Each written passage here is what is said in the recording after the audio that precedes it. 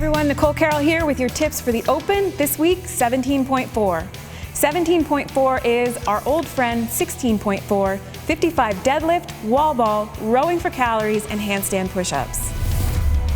My goal this year is to beat my score from last year. On 16.4, I got through 29 handstand push-ups for a total of 194 reps. For the deadlifts and wall balls, we saw last year that it is much smarter to do smaller sets that allow you to take shorter rests than it is to do big sets that force you into those long rests.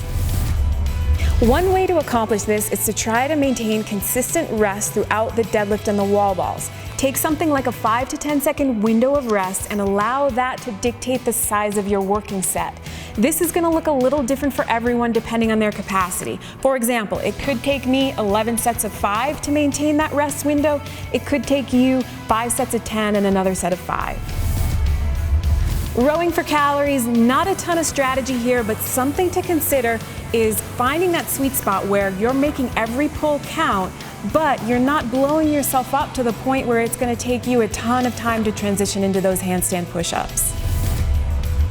17.4 uses complementary movements. This means you'll be breathing hard, but the muscles required for the next movement will have life in them. They can go. You just need to push yourself to transition quickly and then get a few reps at that next movement.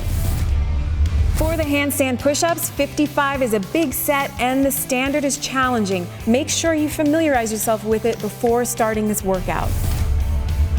One thing I remember from last year is that this set of handstand push-ups is significantly more challenging than expected, and I think we saw that across the board with a lot of athletes. The best way to handle this then is take really small sets, much smaller than you think you should. I'm going to try to hold myself to sets of 3, and then also make sure you use a really big kip right from the start. If you start to struggle with getting your heels over the line in the handstand push-ups, there's a couple things you can try that will make your body a little longer. One of them is bring your hands closer together, and the other one is moving a little closer to the wall. Both of these things, though, change the feel of your handstand push-ups, so if you're going to use them, spend a little time practicing them in your warm-up.